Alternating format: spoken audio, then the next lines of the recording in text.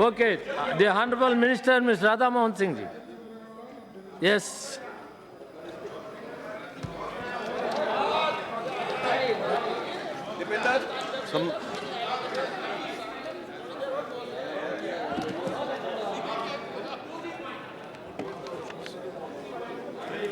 सम्माननीय अध्यक्ष महोदय, सूखा प्रबंधन हेतु जो मैनुअल है उसमें बहुत साफ रूप से केंद्र और राज्य सरकारों की भूमिका और जिम्मेवारियां परिभाषित हैं। यद्यपि केंद्र सरकार की भूमिका मॉनिटर समीक्षा करना है और राज्य सरकार द्वारा अतिरिक्त निधियों की मांग के मामले में सहायता करना है। आज जो चर्चा है हमारा मुख्य रूप से सूखा और पेयजल के संकट के कारण और फिर नदी जोड़ना पेयजल, ये प्रमुख विषय है। लेकिन सूखा के मामले में जो राहत का काम है वो राज्य सरकार और जिला प्रशासन के द्वारा होता है और राज्य सरकार अतिरिक्त निधियों की मांग केंद्र से करता है और सूखा की घोषणा करने का दायित्व भी राज्य सरकार का है कि किस राज्य में कितना एरिया, कितनी आबादी सूखा से प्रभावित है।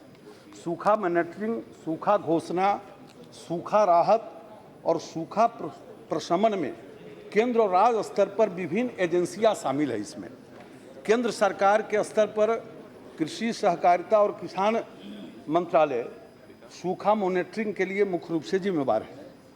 डीएसी एंड एफडब्ल्यू में केंद्रीय सूखा राहत जो हमारे अपर सचिव रंग के अधिकारी हैं की अध्यक्षता में एक संकट प्रबंधन समूह कार्य करता है और मेरे ही समय से नहीं, पहले से भी सीएम जी देश में सूखे की स्थिति और राहत उपायों की प्रगति की समीक्षा करता है और इसके अलावा डीएसी एंड एफडब्ल्यू में फसल मौसम निगरानी समूह कृषि से संबंधित मानदंडों की समीक्षा के लिए साप्ताहिक आधार पर बैठक करता है और वीडियो कॉन्फ्रेंसिंग भी करता है राज्यों के साथ।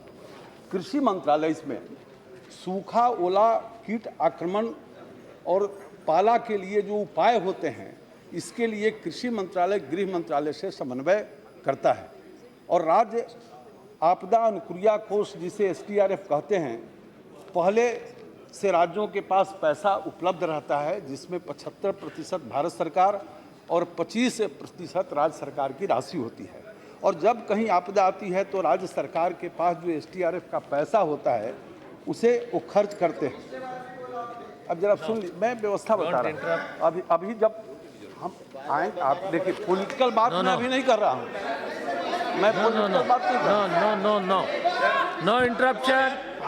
राजीव कमान Ask him to address the chair. Honorable तो फिर Minister. आगे हम बताएंगे, Honorable आगे वो भी Minister. बताएंगे, Please आगे address हम the वो भी chair. बताएंगे। अब Member, आगे ही honorable जब आप members आना to hear चाहते it. हैं After that तो you can ask the question. मैं अब Don't आगे ही interrupt जाता in हूँ। middle. Don't अब interrupt. मैं आगे बढ़ता हूँ। ये जो SDRF राज्य के पास, राज्य में जब आपदा आती है, खास करके जो 4 विषय हमने बताया, और राज्य जब नोटिफाई करती है, मेमोरेंडम भेजता है, टीम जाती है, आकलन करती है और फिर यहाँ HLC के द्वारा उसकी मंजूरी होती है। ये जो पहले से जो मानक थे जो राज्यों को जो दिए जाते थे, NDRF के जो मानक थे, अब वो जो मानक था कि यदि 1 हेक्टेयर तक प्रभावित होगा, मैक्सिमम तो आपको मिलेगा, 1 हेक्टेयर से ज़्यादा यदि प्रभावित हुआ तो आपको उसके लिए सहायता नहीं दी जाएगी। फिर था कि 50% यदि नुकसान होता है तभी आपको सहायता दी जाएगी। अब आप बीच में बहुत खड़े हो रहे हैं, हम ऐसा कुछ नहीं बोलना चाहते थे कि आपको खड़ा होने की नौबत आए, तो क्या इतने दिनों से जो ये व्यवस्था थी उस समय क्या कर रहे थे? अध्यक्ष जी, मैं जानना चाहता हूँ। हाँ, मैं आप ही के माध्यम से मानकों में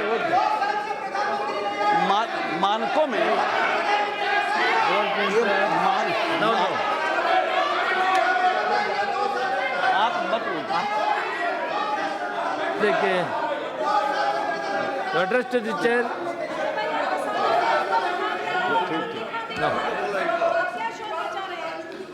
अब इसमें परिवर्तन किया गया, मोदी सरकार के आते परिवर्तन ये किया गया कि यदि 33% तक भी नुकसान होता है तो उन्हें सहायता दी जाएगी। ये मोदी सरकार में आने के बाद ये परिवर्तन किया, और 1 हेक्टेयर के बदले 2 हेक्टेयर तक भी अगर नुकसान होता है, यानी 5 एकड़ तक, तो भी नुकसान उसको राहत दिया जाएगा। ये निर्णय, और इतना ही नहीं महोदय, मैं आपके माध्यम से पूरे देश के लोगों को बताना चाहता हूँ, अपने मित्रों को भी बताना चाहता हूँ कि आपदा में यदि मृत्यु होती थी तो 1.5 लाख रुपया मिलता था। मोदी सरकार ने उसको बढ़ाकर 4 लाख रुपया, 4 लाख रुपया। और आपने हम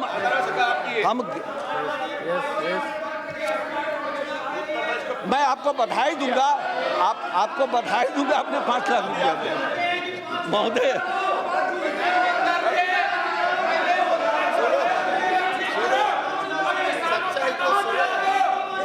Don't interrupt. Don't interrupt. महोदय,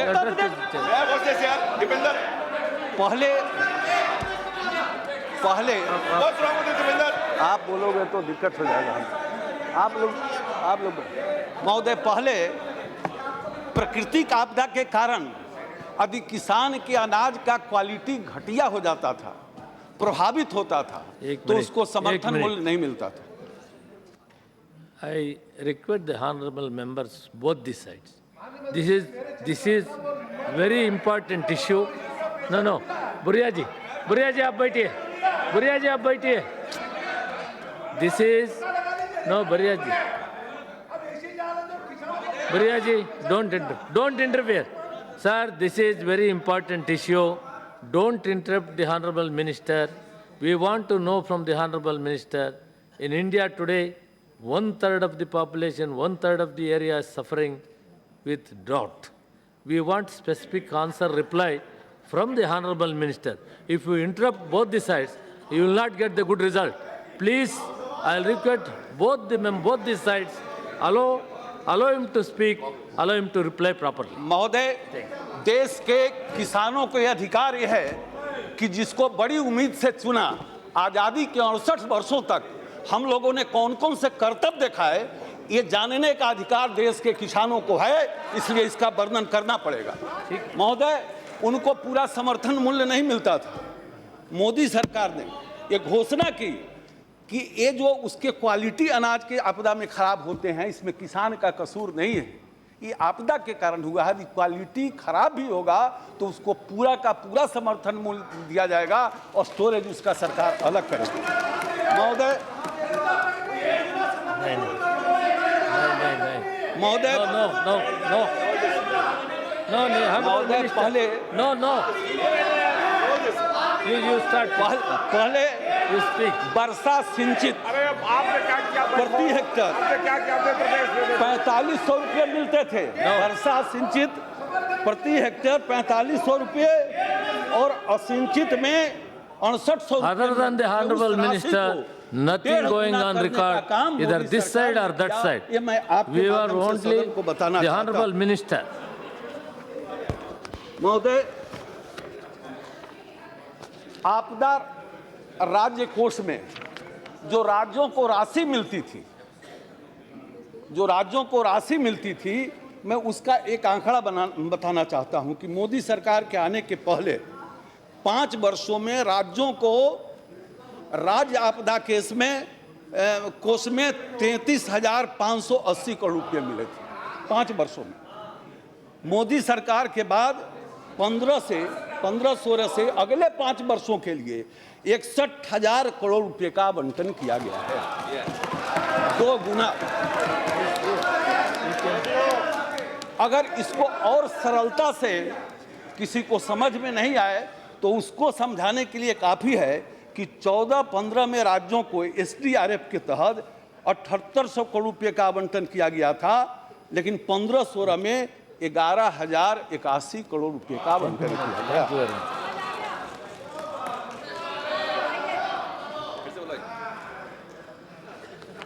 महोदय, राज्य सरकार अब इसके बाद राज्य सरकार राष्ट्रीय आपदा कोष से पैसा मांगती रही है। तो मैं बहुत पुराना आंकड़ा नहीं बताना चाहता हूं। 4 बरस का आंकड़ा 2010, 11, 12, 12, 13, 14 4 वर्षों में राज्यों ने राष्ट्रीय आपदा कोष से लगभग 1 लाख करोड़ रुपए की मांग की थी और उसको मिला 13,762 करोड़ रुपया। मोदी सरकार के आने के बाद राज्यों ने मांगा 14-15 में 42,000 करोड़ रुपया, मोदी सरकार ने दिया 9,017 करोड़ रुपया एक वर्ष। इस एनडीआरएफ से राज्यों को, ये आंकड़े हैं किसानों के लिए, किसानों को और महोदय इस वर्ष 15-16 में राज्यों को 13,497 करोड़ रुपए राष्ट्रीय आपदा कोष से राज्यों को दिया गया।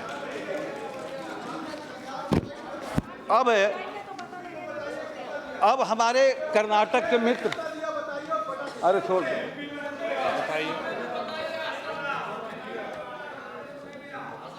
अब हमारे कई मित्रों ने सवाल उठाए, कर्नाटक की चर्चा कर रहे थे। अब कर्नाटक राज्य ने 11-12 में 6200 करोड़ रुपए की मांग की थी।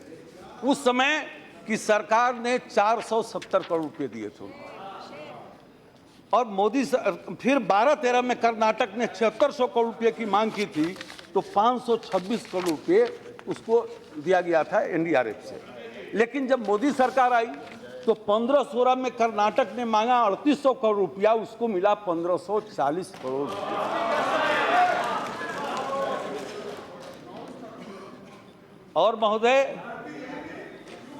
और महोदय रब्बी के सूखे में पहला राज्य है कर्नाटक। हम उसको बधाई भी देंगे कि इस बार रब्बी में जो सूखा आया, किसी राज्य ने रब्बी में सूखे के लिए नहीं मांगा, कर्नाटक ने मांगा है। और कर्नाटक ने जब मांगा 1424 करोड़ रुपए, तो उसको 723 करोड़ रुपए निर्गत किया गया, निर्गत हो गए, चले गए। ये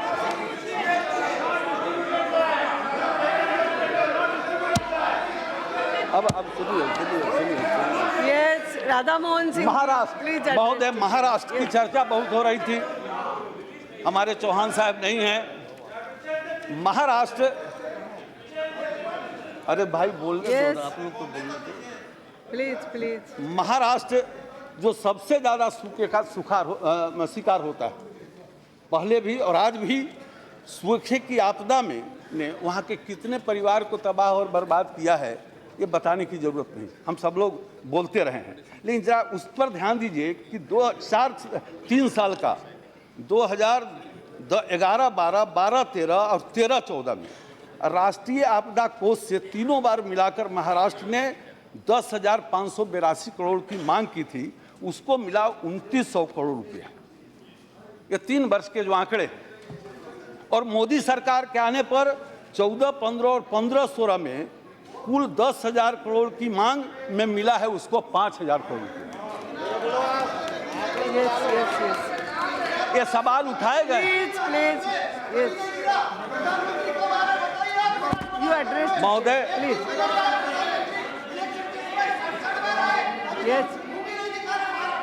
मैं अपने ओनली राधा मोहन जी आंध्र और तेलंगाना के मित्रों को बताना चाहता हूं। हाँ ठीक है सर।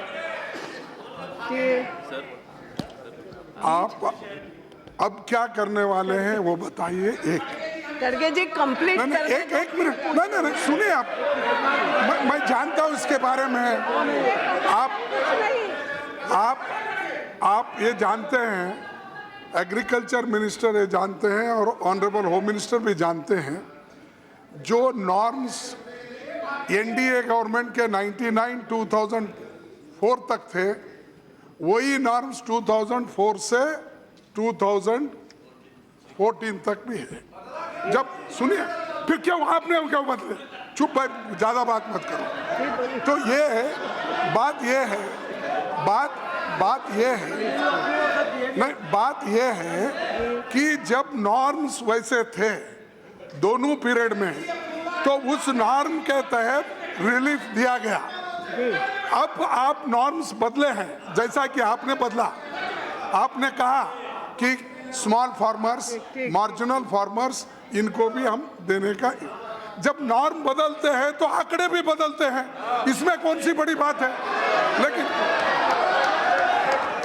आंकड़े भी बदलते हैं, उसका क्रेडिट आप मत लीजिए। अगर ऐसा लेते हैं तो आपने पिछले एनडीए गवर्नमेंट में क्या किए थे वो भी बोलना पड़ेगा। इसीलिए आप अब क्या रिलीफ, आप क्यों बोलते हो?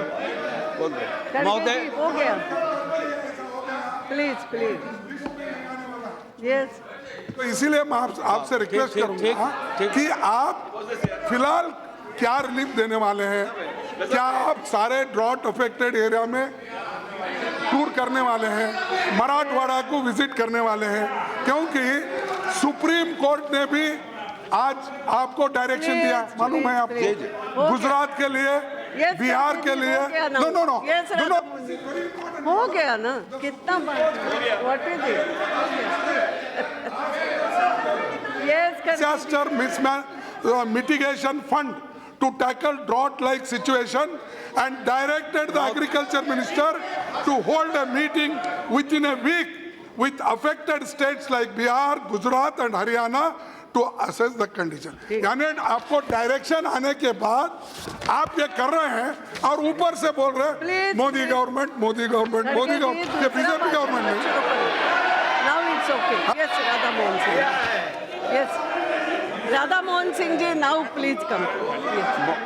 महोदय, हो गया, now आप it's सर over. बोलने दीजिए, आप सर बोलने दीजिए। Yes, you start, please. Modi सरकार मैंने कई बार बोला है, और मुझको लगता है कि ये हमसे ज़्यादा आप लोगों ने अब सुबह शाम मोदी मोदी छोड़ के दूसरा कोई जॉब करिए नहीं रहे हैं। हम तो बस थोड़ा इधर के लिए महोदय, कोई नहीं बोल रहा, Yes, महोदय, कोई नहीं बोल रहा। please, please, please. महोदय, ये नॉर्म्स मोदी सरकार ने बढ़ाया है और इसलिए राशि बढ़ी है, इससे हम सहमत हैं। लेकिन बार बार उधर से यदि ये उठाया जाता है कि पैसा कम मिल रहा है, पैसा कम मिल रहा है, ये पैसा जितना चाहिए, जितनी बड़ी आपदाएं आती है हम नहीं दे पाते हैं। लेकिन ये बार बार जो बोला जाता है, इसलिए मुझे मजबूरी में बताना पड़ा है। आखिर आप अपना चेहरा खुद नहीं देखते हैं आईना में, तो कोई आईना लेकर तो खड़ा आपके सामने होगा कि आप चेहरा देखिए। महोदय, Yes.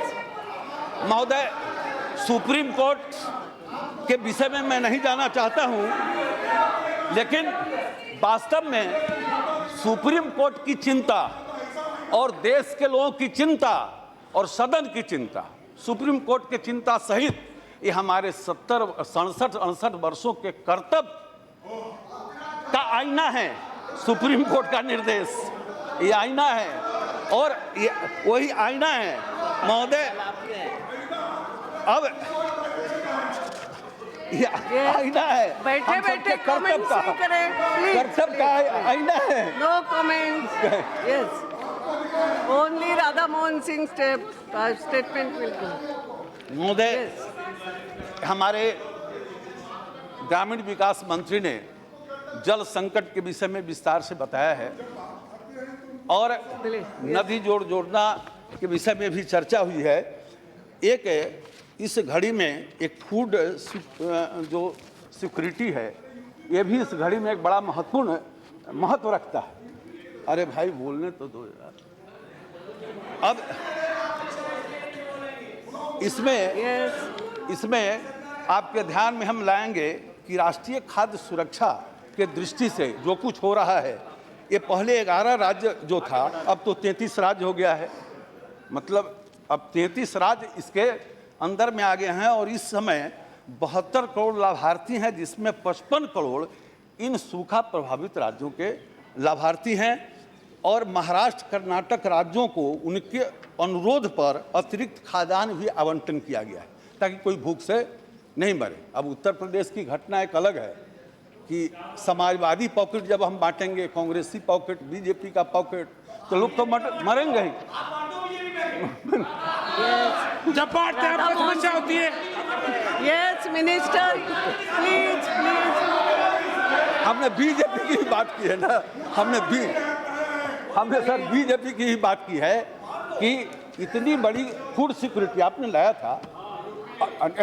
भाई सुनो, मैं वही कह रहा हूँ, और अब 33 राज्यों में लागू है, और इस सरकार ने कर्नाटक और महाराष्ट्र ने अतिरिक्त आवंटन मांगा तो उसकी व्यवस्था भी कर दी गई है, और गर्मी की छुट्टियों में भी मिड डे मील की इजाज़त दी गई है, उसका अप्रूवल दिया गया है। और उसी क्रम में मैंने कहा था कि ये अन्न का पॉकेट इस घड़ी में मिलना चाहिए, ये बीजेपी का पॉकेट और समाजवादी पॉकेट, ये अन्याय होगा, ऐसा नहीं होना चाहिए, किसी को भी इस पर ध्यान रखना चाहिए। और मनरेगा के विषय में पूरी चर्चा हुई है, लेकिन पेयजल के मामले में मेरी विनती ये है कि हम सब लोग यहाँ से अब जाएंगे, आप जब देखेंगे आंकड़े बोलने पर तो बड़ा परेशानी हो रही है, लेकिन पेयजल की व्यवस्था के लिए जो 1500 का आवंटन था, और वो आवंटन अधिकतर राज्यों में देख रहे हैं कि 31 मार्च तक वो मैक्सिमम खर्चा नहीं हो पाया था।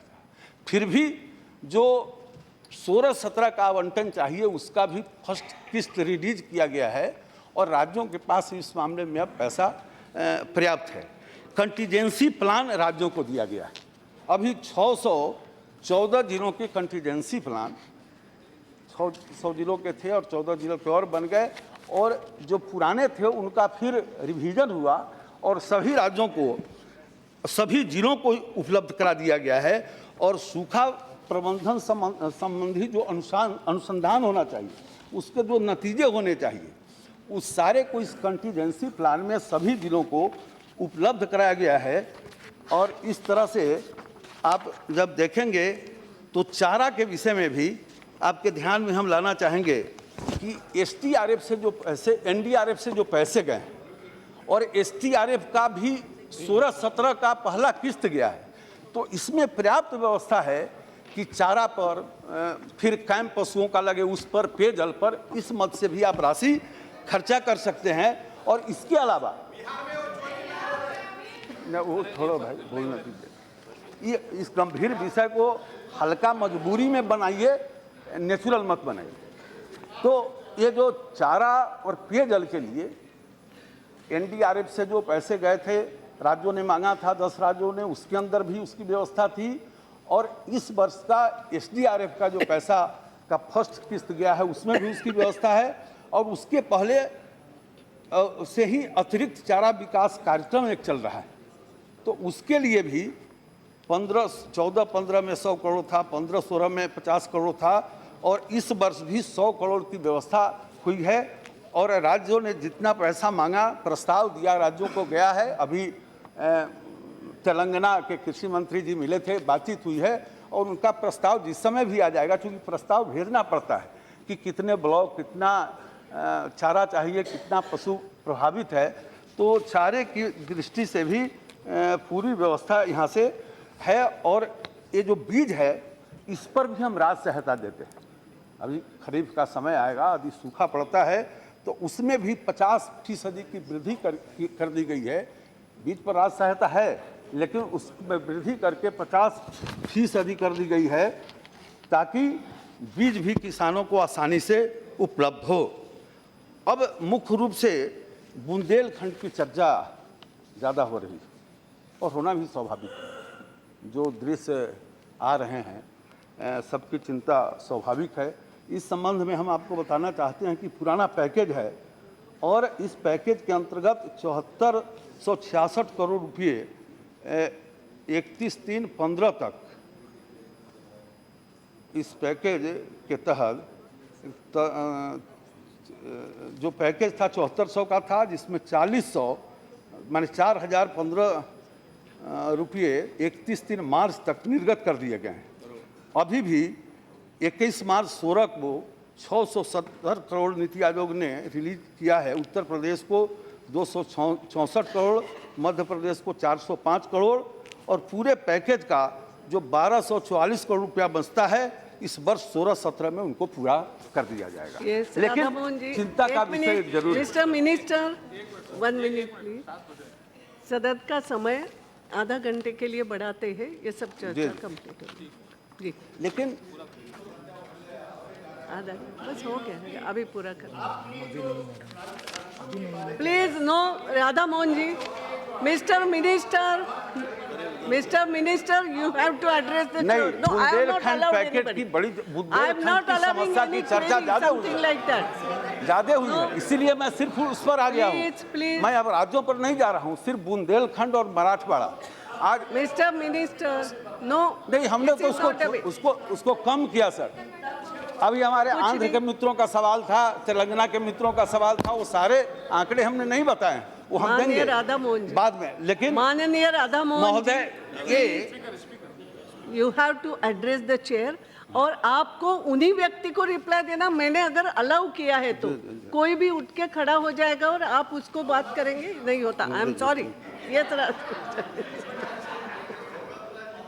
यस, मंत्री बड़े अच्छे हैं। अब मुझको बुंदेलखंड पैकेज के विषय में एक निवेदन करना है कि देखिए, ये समस्या किसी पार्टी का नहीं है, किसी खास इलाके का नहीं है, लेकिन जो पैकेज मिलते हैं या जो राज्यों को पैसा जाता है, राज्य से फिर जिला में जाता होगा, तो हर स्तर पर उसकी उपयोगिता प्रामाणिकता के साथ हो, तभी समस्या का समाधान है।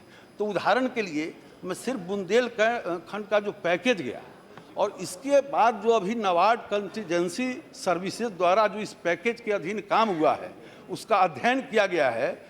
उस अध्ययन में मध्य प्रदेश के सिंचाई में 88% की उपलब्धि आई है, 88% जो बुंदेलखंड के जिले हैं, और उत्तर प्रदेश में 61% की उपलब्धि बताई गई है। तो निश्चित रूप से थोड़ा स्पीड बढ़ाना चाहिए। इसी तरह से डेयरी सेक्टर में उस पैकेज में सबकी व्यवस्था है, तो डेयरी सेक्टर में भी मध्य प्रदेश के बुंदेलखंड में प्रगति जो दिखा रहा है, अच्छा दिखा रहा है। और बुंदेलखंड में तो डेयरी समिति या तो कोई बना ही नहीं या जो बना सो काम ही नहीं कर रहा, ऐसा उत्तर प्रदेश की बात कर रहा हूँ। इसी तरह से गरीब परिवारों में बकरी वितरण का, अब बकरी वितरण का देखिए, जो नाबार्ड की एजेंसी ने जो रिपोर्ट दिया है, वो मध्य प्रदेश में 16,323 प्रति परिवार को अतिरिक्त आय उपार्जन हो रहा है, वहीं उत्तर प्रदेश में ये 9,425 हो रहा है। थोड़ा इसमें भी स्पीड कम है। इसी प्रकार से और भी कई उपलब्धियां हम विस्तार में नहीं जाना चाहते हैं, लेकिन जिस प्रकार के परिणाम का प्रगटीकरण पड़ोस में हो रहा है वैसा वहाँ नहीं हो रहा है। इसकी हम सबको निश्चित रूप से चिंता करनी चाहिए। विदर्भ पैकेज, उसमें राज्य ने 90 करोड़ की राशि इस बार मांगी थी और हमारे मंत्रालय ने 90 करोड़ का आवंटन इस वर्ष कर दिया है।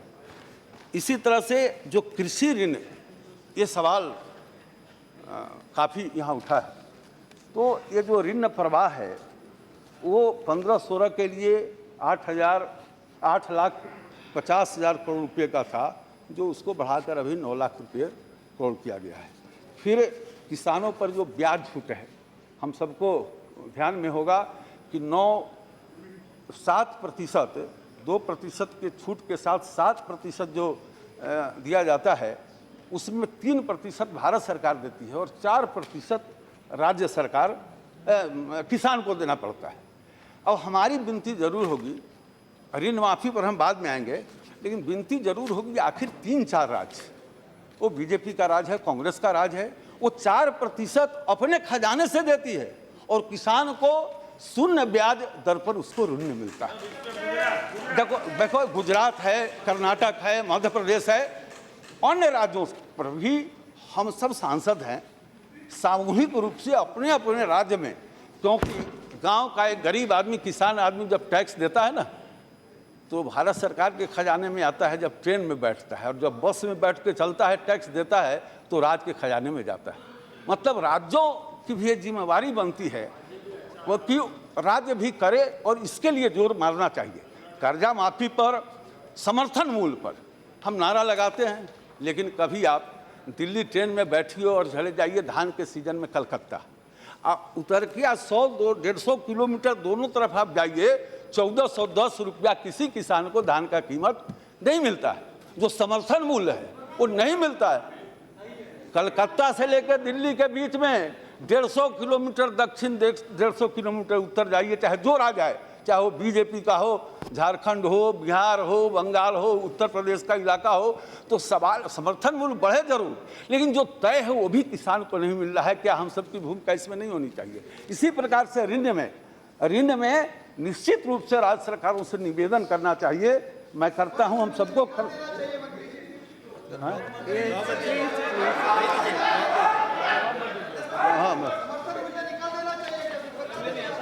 समर्थन मूल्य बढ़ना चाहिए, लेकिन आज जो है वो मूल्य जरूर किसान को मिले।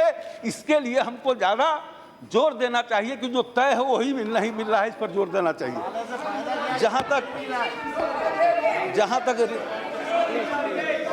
जहां तक ऋण माफी का सवाल है,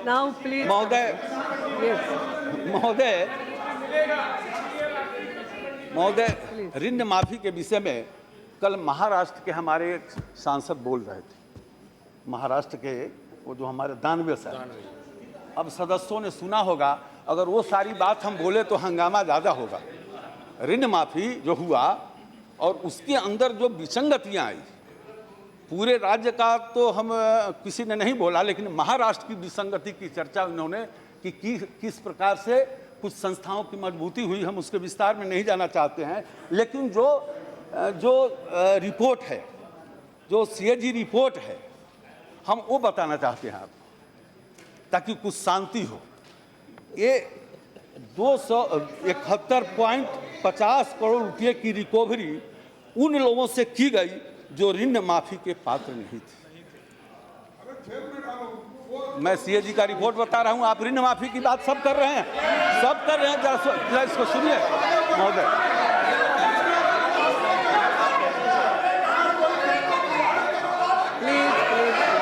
जो पात्र नहीं थे,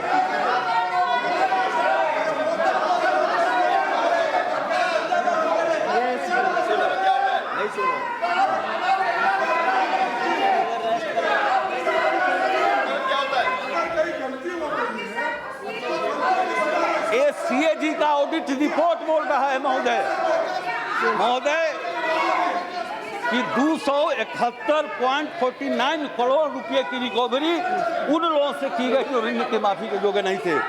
5,645 मामलों में अनुशासनात्मक कार्रवाई कर बैंकों के स्टाफ के खिलाफ प्रारंभ की गई।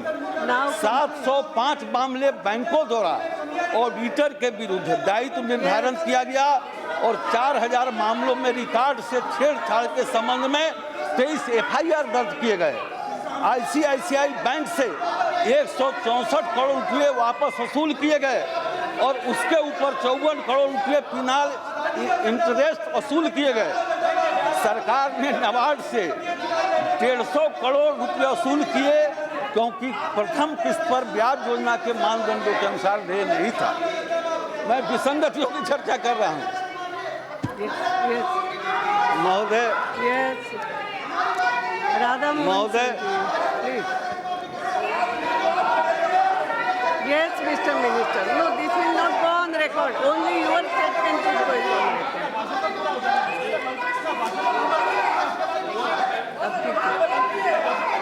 Please, no, this is not the way. Let him complete. No, let him complete first. Bhuria जी, बैठिए, शांति से बैठिए। कंप्लीट डाउन महोदय, ये थोड़ा पूरा प्रधानमंत्री सुनने का कृषि सिंचाई धैर्य तो योजना, रखो प्लीज। यस, प्रधानमंत्री कृषि सिंचाई योजना, हाँ वो तो देख लेंगे ना। यस, बोलिए। इसमें महोदय सरकार प्रधानमंत्री कृषि सिंचाई योजना लाई, हम सबको पता है कि CAG का हम नाम नहीं लेंगे और प्रकरण भी हम रोक दिए।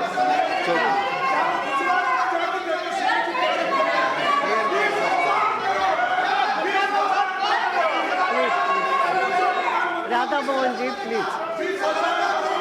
Radha Mohan ji, please now complete whatever you have. It is sir, high हमने time ऋण now. माफी के लिए I'm उदाहरण sorry. बताया है।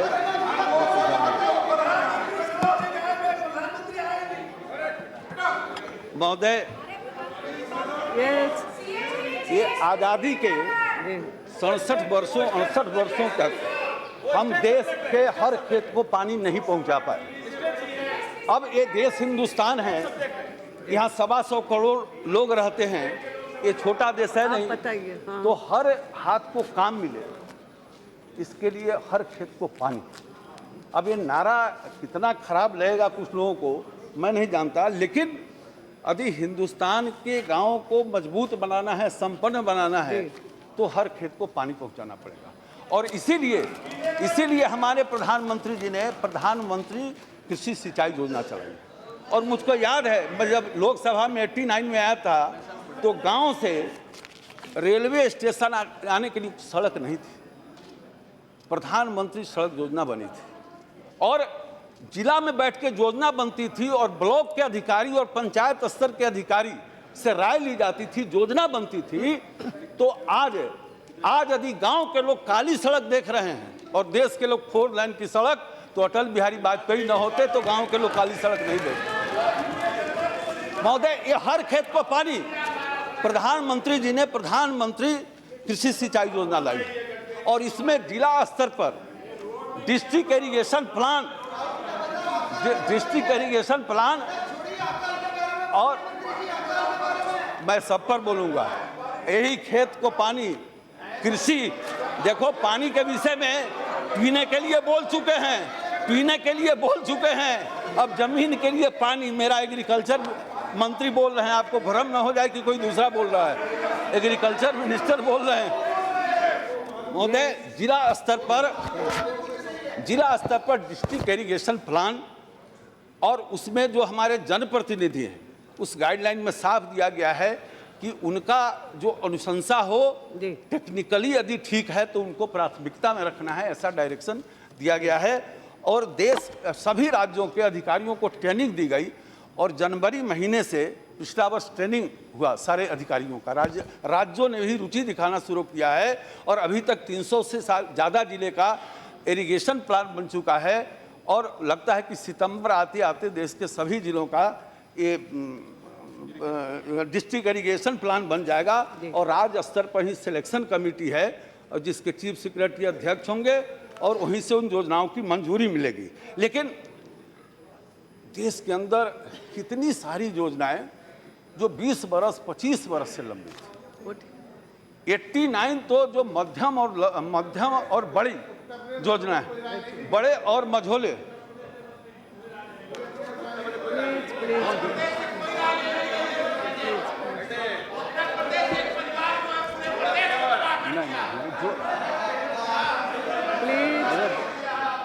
भाई नहीं, अरे मैं बता, देखिए योजनाएं बन रही है, आपकी राय ली जाएगी, इतना ऐसा योजना बन। अब ये जो 89 बड़ी बड़ी परियोजनाएं वर्षों से लंबित है, मिशन मोड में 2 बरस के अंदर 40 परियोजनाओं को पूरा करने का है। इस वर्ष तो 23 बड़ी परियोजनाओं को पूरा करना है और उसमें बहुत सारी परियोजनाएं हमारे बिहार के सांसद नहीं हैं। 20 बरस से पुनपुन जलाशय का पड़ा हुआ था। इस वर्ष में पूरा करने के लिए 12,517 करोड़ की राशि राज्यों को मुहैया कराया गया है और 20,000 करोड़ का नाबार्ड के सहयोग से कॉर्पस फंड बनाया गया है। और हमारे सरकार का लक्ष्य है कि इन बड़ी योजनाओं को हम मिशन मोड में पूरा करें ताकि 80 लाख हेक्टेयर 80.6 लाख हेक्टेयर जमीन की सिंचाई हो सके। ये योजना पूरे देश में तेजी के साथ प्रारंभ की जा रही है। महोदय, ये जो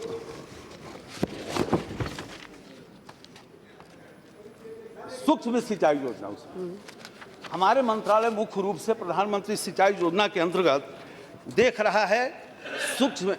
हम गन्ना की बात आई थी, कुछ लोग बड़ा नाराज हो गए थे। देखिए, राज्यों के साथ हम बैठ रहे हैं, राज्य के मुख्यमंत्रियों के साथ, और एक राज्य के मुख्यमंत्री जी ने बताया कि हम माइक्रो इरिगेशन अब गन्ने की खेती में कर रहे हैं। उस राज्य में 9 लाख हेक्टेयर में गन्ने की खेती होती है, जी 1.5-2 लाख हेक्टेयर तक माइक्रो इरिगेशन से हो रहा है। और उन्होंने बताया कि अगले 3 साल में हम शेष को भी माइक्रो इरिगेशन से करेंगे। और इसके लिए उन्होंने ये बताया कि अब चीनी मिलों को हम निर्देशित कर रहे हैं कि उस किसान का गन्ना पहले लो जो माइक्रो इरिगेशन से गन्ना उत्पादन का काम करता है। मैं इसकी चर्चा इसलिए कर रहा हूँ कि जल जीवन है, सब लोग जानते हैं, बोलते भी हैं, तो जल का बचत हो। और प्रधानमंत्री जी इसीलिए पर ड्रॉप मोर क्रॉप की बात करते रहे, और न सिर्फ बात करते रहे हैं बल्कि उसकी गति को बढ़ाया भी गया है। इस 1.5-2 वर्ष के अंदर में आंकड़े हम आपको उपलब्ध कराएंगे। हम 26 को जारी भी करने वाले हैं कि कितनी बढ़ोतरी हुई है और बड़ी तेज़ी से इस पर काम हो रहा है। लेकिन एक विचार तो हम सब लोगों को करना ही पड़ेगा कि ये माइक्रो इरिगेशन हो या कोई भी योजना, ये राज्यों को पैसा जाता है। अब राज्यों को जो पैसा जाता है, तो ये राज्यों को पैसा जाता है। मैं एक राज्य ऐसा है कि ये फूड सिक्योरिटी मिशन है। अब उसमें आप देखिएगा कि 11-12 में उस राज्य को 269 करोड़ रुपया मिला, तो 40 करोड़ खर्चा नहीं हुआ। फिर 12-13 में फिर 57 करोड़ खर्चा नहीं हुआ। फिर उसके बाद 62 करोड़ खर्चा नहीं हुआ। फिर 46 करोड़ खर्चा नहीं हुआ। 15-16 में 110 करोड़ खर्चा नहीं हुआ। और ये स्थिति अधिकतर राज्यों की है। मैं किसी राज्य का नाम नहीं लेता। एक बार हम सब सांसदों को हम नहीं भाई छोड़ो भाई, नाम नहीं लेना है। तो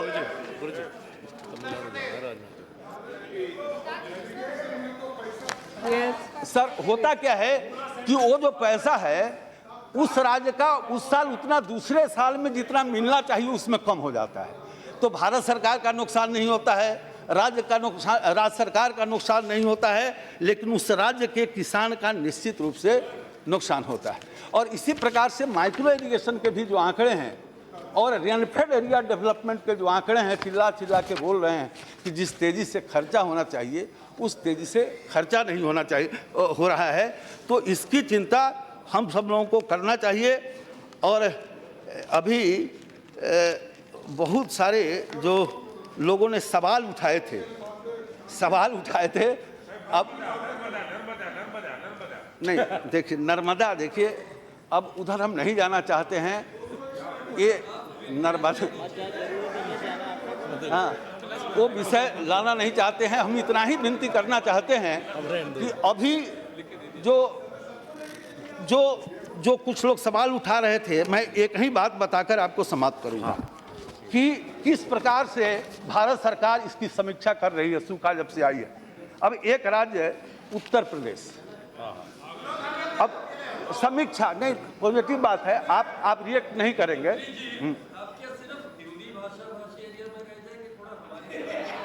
उड़ीसा को छोड़ो यार, उड़ीसा महोदय 9 अप्रैल 16 को हमारे प्रधानमंत्री जी ने उत्तर प्रदेश प्रधानमंत्री के सचिव और बुंदेलखंड से रिलेटेड अधिकारियों की बातचीत हुई थी प्रधानमंत्री कार्यालय में।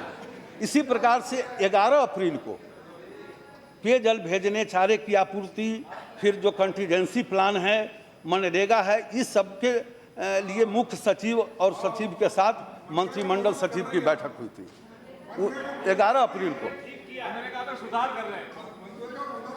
19 अप्रैल को फिर एक बैठक ली। 25 अप्रैल को प्रधानमंत्री जी के निजी सचिव ने बैठक ली। 28 अप्रैल को मुख्यमंत्रियों को पत्र भी लिखा प्रधानमंत्री जी ने। और 2 मई को फिर एक मंत्रिमंडलीय सचिव के साथ बैठक हुई। मतलब लगातार सरकार समन्वय, संपर्क और मॉनिटरिंग में लगा हुआ है। और कोई बता रहे थे कि मंत्री नहीं जाते हैं। ये पहली बार भारत सरकार का हर मंत्री किसी न किसी गांव में गया था, किसी न किसी गांव में गया था। और ज़्यादा दिन नहीं हुआ महोदय, ज़्यादा दिन नहीं हुआ, ज़्यादा दिन नहीं हुआ था। सुनिए, ज़्यादा दिन नहीं हुआ। आप तो सुनिए भी तो। मैं खुद गुजरात के गांव में गया था, एक मैं खुद उत्तर प्रदेश के गांव में गया था, सुनो भाई, हरियाणा के गांव में गया था, और परसों दिन भर उड़ीसा के गांव में मैं था। मैं गांव से आता हूं, गांव जाता हूं, न शहर से आया हुआ नहीं हूं कि शहरे में जाता हूं, गांव से आया हुआ हूं, गांव में जाता हूं। और हमारे जो मंत्री हैं, आज़ादी के बाद पहली बार भारत सरकार का किसी भी सरकार का 2 वर्ष में जितने मंत्री गांव में गए होंगे, पिछले 10 वर्ष 15 वर्षों में नहीं गए। आज ये देश सौभाग्यशाली है महोदय कि आज ये गांव का गरीब का बेटा देश का प्रधानमंत्री है, और शायद गरीब का बेटा देश का प्रधानमंत्री है, गांव का बेटा देश का प्रधानमंत्री है, इसलिए गांव की चिंता करता है। और प्रधानमंत्री का बहुत साफ है कि इस देश को मजबूत बनाना है तो हिंदुस्तान के गांव गरीब किसान को मजबूत बनाना है।